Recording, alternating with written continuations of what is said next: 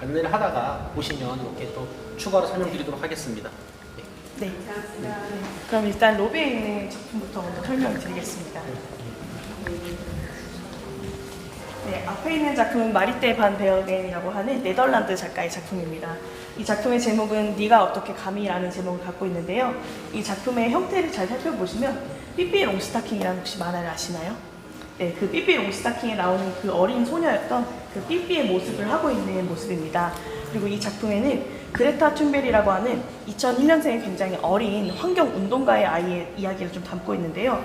그 삐삐 롱스타킹이라고 하는 그 소녀, 삐삐의 소녀의 어떤 어리지만 굉장히 진취적인 그런 성향과 그레타 툰베리가 갖고 있던 어떤 도전 정신, 그런 것들이 접목되어서 환경운동에 대한 이야기를 보여주고 있는 그런 작품입니다.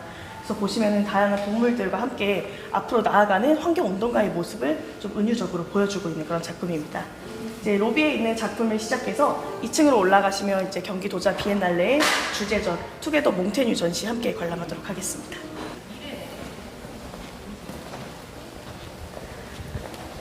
저희 경기도자 미술관 인천에서 진행되고 있는 주제전의 경우는 경기도자 비엔날레가 2001년부터 제12회를 맞이하여서 특별히 이천에서는 주제전을 선보이고 있는데요. 주제전의 주제는 투게더 몽테뉴의 고향이라는 주제를 하고 있습니다. 몽테뉴는 프랑스 철학가입니다. 프랑스 철학가가 기르던 고양이와 어떤 했던 사유에 대한 이야기를 담고 있는데요. 내가 고양이랑 놀아주는 건지, 고양이가 나랑 놀아주는 거지, 어떤 그런 생각을 하게 되었습니다. 나오는 전시가 아닐까라고 생각해서 오시는 분들이 굉장히 많으세요. 하지만 이번 전시의 주제는 협력에 대한 전시입니다. 이 말은 이제 16세기 프랑스 철학자 미셸 드 몽테뉴라는 사람이 남겼던 말로부터 시작이 되는데요. 내가 고양이랑 놀아주고 있다고 해서 그 고양이가 나와 놀고 있지 않다는 것을 내가 어찌 알겠는가라는 말을 남겼습니다. 따라서 이번 전시는 상대방에 대한 그런 사려 깊은 배려에 대해서 도자 예술로 탐구해보는 전시라고 보시면 되고요.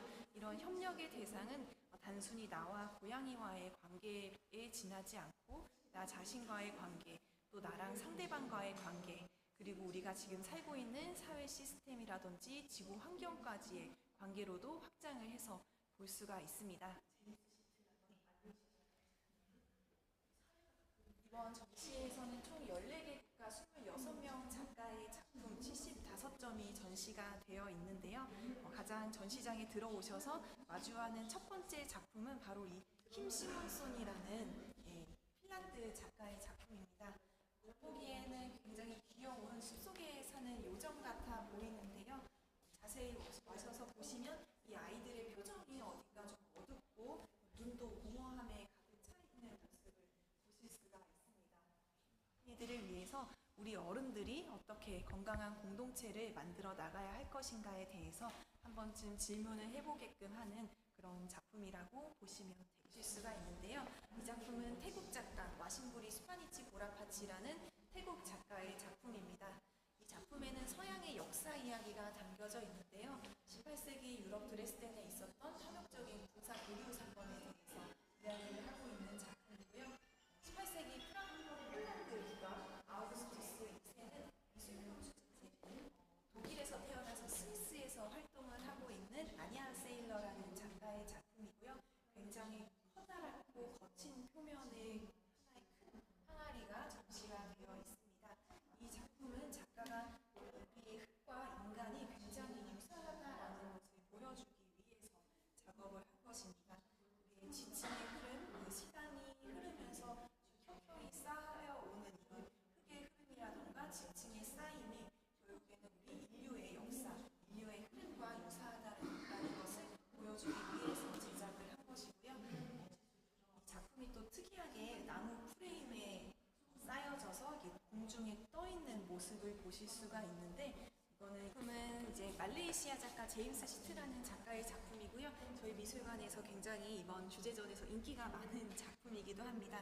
겉보기에는 굉장히 투박한 암석 같아 보이는데요. 가까이 와서 고개를 숙이고 바라보면 제임스 시트가 얘기하고 싶은 이런 세상의 이슈들이 담겨져 있습니다. 이 작품 같은 경우에는 이제 길고양이들이 촘촘하게 담겨져 있는데요. 유기당하고 학대받는 그런 길고양이들에 대한 문제에 대한 이슈가 담겨져 있고, 오른쪽에 큰 푸른색 작품에는 이제 상어 지느러미에 대한 문제가 표현이 되고 있어요. 특히 중국에서는 샥스핀을 만든다고 상어 지느러미를 잘라서 만드는데요. 무참하게 인간의 손에 의해서 잘려져 나가는 상어 지느러미에 대한 그런 이슈들이 담겨져 있고요. 환경오염의 주범이 되는 대량 생산되는 플라스틱 제품들에 대한 그런 이야기가 담겨져 있습니다. 우리가 이 작품을 제대로 보기 위해서는 가까이 다가가서 고개를 숙이고 바라봐야 됩니다. 작가는 말레이시아 속담에 영감을 받아서 이 작품을 제작을 했는데요. 말레이시아 속담에는 모든 바위 밑에는 새우가 있다라는 속담이 있습니다.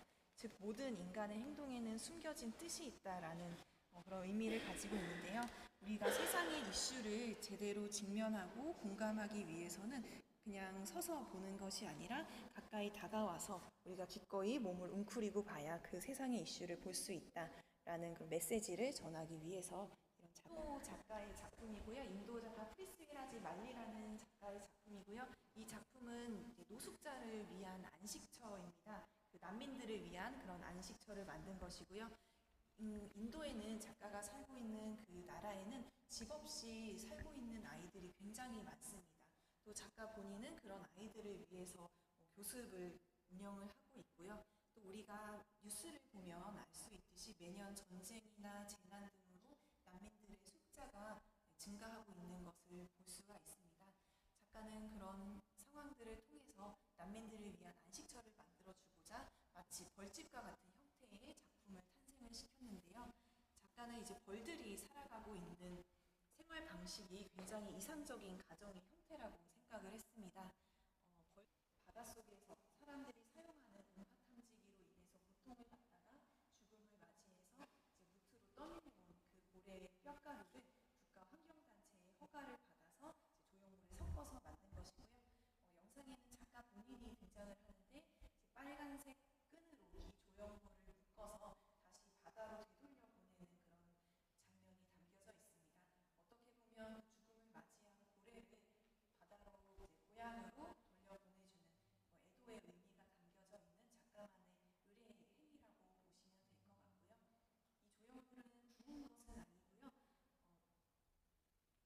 따로 가마에 들어간 것이 아니기 때문에 바닷속에 들어가게 되면 바닷물에 내묵재 작가의 작품입니다. 이번 비엔날레 참여 작가 26명 중에 4명이 한국 작가이고요. 그중 1명 내묵재 작가의 작품인데요. 내묵재 작가는 국내외적으로 많은 국제적인 전시에서 러브콜을 받고 있는 작가이기도 합니다. 작품을 보시면 서로 다른 형태의 작은 도자기 동물 형상들이 한쪽을 향해서 날아가고 있는데요. 이 동물들의 목적지는 바로 이 초록색으로 물들어 있는 숲입니다. 이 숲에 이르르게 되면 모든 인공과 자연이 공존을 하게 되고 모든 생명체들이 소중하게 여겨지는 그런 꿈의 공간을 만들었는데요.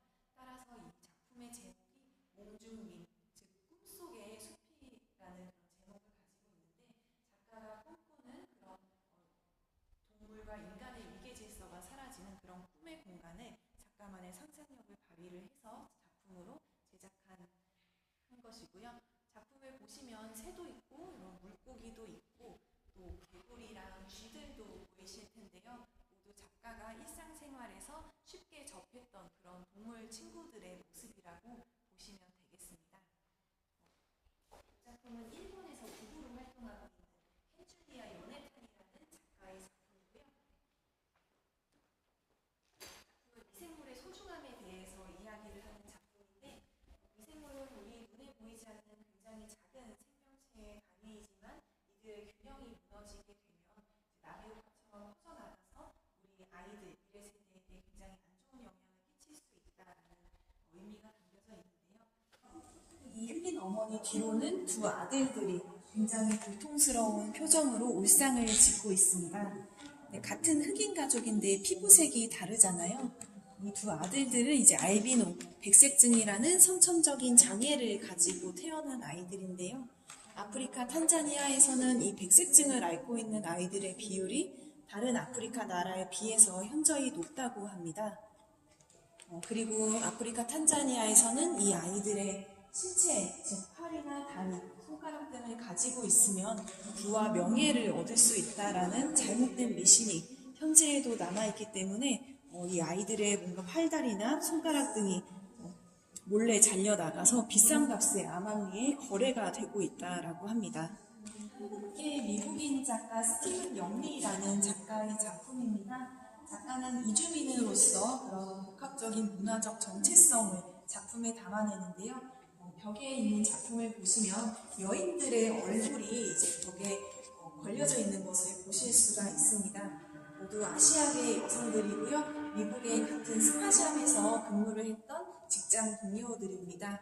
하지만 팬데믹 시기, 코로나19 시기에 이 여인들은 이제 미국에서 동양인 혐오 범죄들이 많이 일어났는데요. 그 시기에 괴한의 총에 맞아서 희생된 여인들의 얼굴이고요. 이 중에 3명이 한국분이십니다. 아무래도 이 여인들은 자신들의 더 나은 삶을 찾아서 모국에서 미국으로 이주를 했을 텐데요.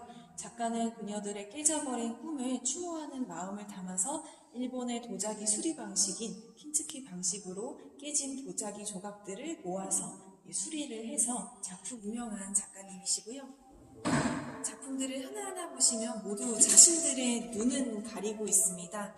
하지만 겉에는 눈알들의 모습이 많이 표현이 되어 있는데요. 이 눈알들은 모두 다른 사람들의 시선이고요. 반면에 자신의 얼굴은 이렇게 가리고, 자신의 눈은 이렇게 가리고 있는 것을 보실 수가 있는데, 이 작품은 한나 피어스라는 미국 작가 작품이고요. 이번 비엔날레 참여 작가 중에 연령대가 가장 어린 91년생 작가의 작품입니다. 맥락은 김영선 작가의 작품과 비슷한데요. 현대 사회에서 가까워지기를 두려워하는 우리 현대인들의 모습을 이렇게 둥둥 떠다니는 머리의 형태로 표현을 한 것이고요. 또 작품은 이제 중국에서 활동하고 있는 여성 작가 류씨라는 작가의 작품입니다. 작가는 굉장히 보수적인 중국의 시골 마을에서 성장을 했고요. 중국의 그런 가부장적인 사회에서 성장을 하면서 남녀 차별도 겪게 되고 또 그 와중에 소외감이나 열등감을 굉장히 많이 느꼈다고 합니다. 또 중국 사회는 이제 한자녀 정책이 굉장히 오랫동안 있어 왔는데요. 그 와중에 여자아이를 잉태하게 되면 뭔가 강제로 낙태를 시킨다거나 여자아이를 낳게 되면 다른 나라로 입양을 보내는 그런 사건들이 많았는데 작가는 이제 도예 작업이 굉장히 우리 여성의 모습과 많이 닮아 있다라고 생각을 했습니다. 이 작품은 인도네시아 작가 엘버트 요나단 세트야완이라는 작가의 작품이고요. 굉장히 작은 도자기 조각들이 하나하나 모여서 하나의 광활한 패턴을 형성을 하고 있습니다. 작가는 이런 명상적인 특징을 가진 작업을 주로 해오고 있고요. 특히 힌두교나 불교의 만다라 패턴에 많이 영감을 받아서 패턴화된 그런 작업을 진행을 하고 있습니다. 강성석 작가의 작품이 있는데요. 디지털 사회의 노인 소외 현상에 대해서 이야기를 하고 있는 작품입니다. 현대 사회에는 이제 AI가 모든 것을 대신하고 있고 하물며 우리가 음식점에 가서 주문을 할 때도 이제 디지털 기기를 통해서 주문을 하잖아요. 이렇게 빠르게 변화하는 그런 세상에서 어떻게 보면 가장 소외되고 고독감을 느낄 수 있는 연령층은 아무래도 노인 계층이라고 생각이 됩니다. 따라서 작가는 이 노인 계층이 느끼는 그런 소외감이라던가 비참하고 고독한 심정, 외로운 심정을 이렇게 좌우로 압축된 형태를 통해서 표현을 한 것이고요. 특히나 이 할아버지 위로는 천장에 매달린 도자기 조각들이 많이 등장을 하는데 이 조각 하나하나마다 이 할아버지의 젊은 시절에 대한 그런 추억들이 사진으로 통해서 이제 도자기 조각이 하나하나씩 붙여져 있는데요. 마치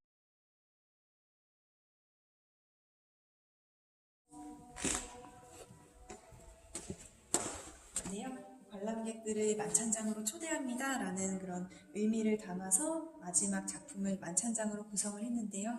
이번 전시의 주제가 투게더, 협력에 대한 전시이잖아요. 우리가 그런 협력, 투게더를 이야기할 때 가장 근본적인 방법은 어려운 것이 아니라 함께 밥을 먹는 것입니다 라는 의미를 전달하고자 마지막 작품을 만찬장으로 구성을 한 것이고요. 우리가 아무리 어색한 사이라고 해도 함께 밥을 먹고 이야기를 하다 보면 어색함도 사라지게 되고 이제 유대감을 쌓게 되잖아요. 도자기 예술이야말로 다른 예술 장르와 비해서 뭔가 우리의 일상과 삶에 가장 가까운 예술이라고 생각이 됩니다. 이 만찬장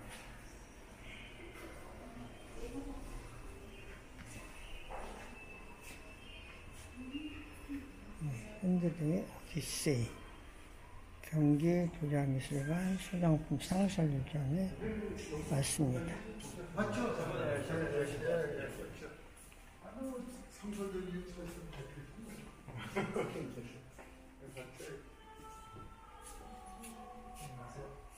옆에 시상작품들